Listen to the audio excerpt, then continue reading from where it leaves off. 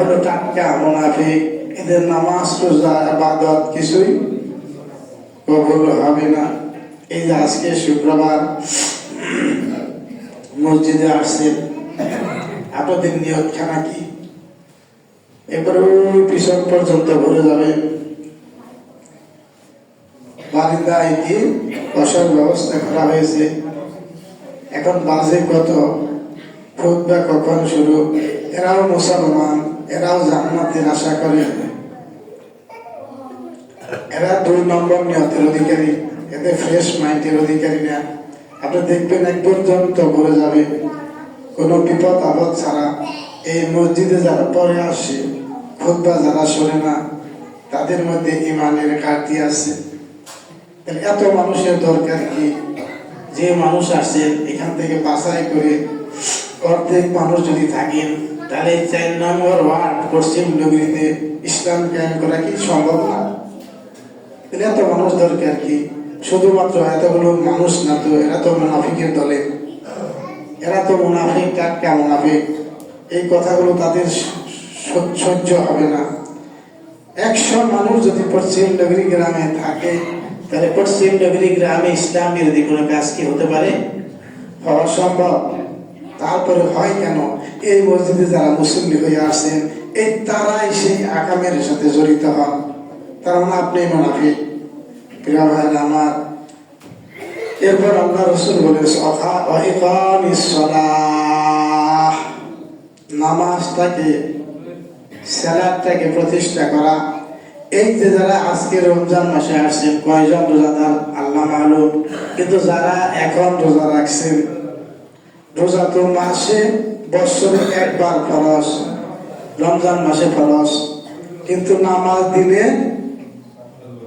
দিলে মুখে তালা দিয়ে আসছেন, তালা খুলেন। নামাজ দিলে কয়বার ফরজ? 5 বার। আর রোজা বছরে কয়বার? 1 মাস। তাহলে যে ভাইরা আমার রোজা ছাড়া নামাজ পড়েন না, তারা তো ইসলামের খুঁটি ধ্বংস করে দিলেন। এই বেনামাজি গুলো রোজার মাসে রোজা রাখে, রোজার মাস গেলে আবার বেনামাজি হয়ে যায়। সত্য কিনা বলেন?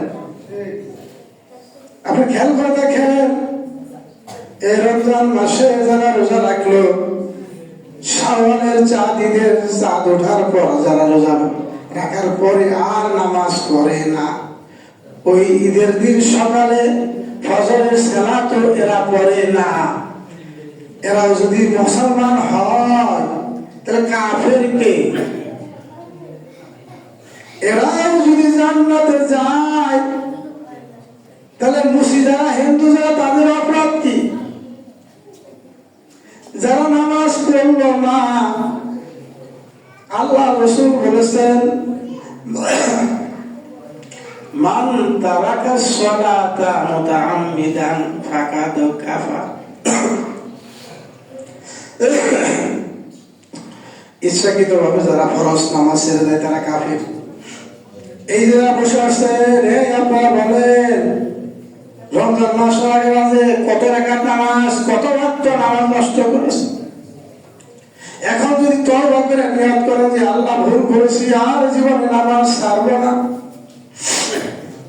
তাহলে আল্লাহ মাফ করবেন না? আল্লাহ গফুর রাহিম না?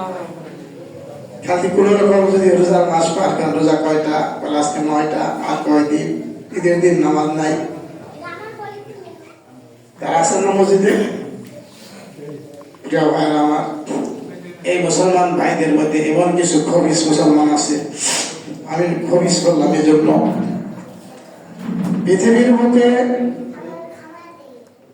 পৃথিবীর মধ্যে 3টা মসজিদের ফজিলত আল্লাহর কাছে কোরআন হাদিস দ্বারা সাবিত। 1 কাবা শরীফ, 2 মদিনার মসজিদ, 3 বাইতুল মুকাদ্দাস। এই বুঝছেন, এই 3টা মসজিদ জিয়ারত করার জন্য যাওয়া সওয়াবের কাজ। এছাড়া বাইতুল মুকাররমে মসজিদে যে নামাজ পড়েন, যে সওয়াব, এই মসজিদে পড়লেও সেই সওয়াব, তাই না? তাহলে কিছু মানুষ তাসবিহ তাহলিল নিয়ে ভাব ধরে রমজান মাসে সারা বছর নামাজ পড়ে না, এখান থেকে নামাজ পড়ার জন্য বাজারে যায়।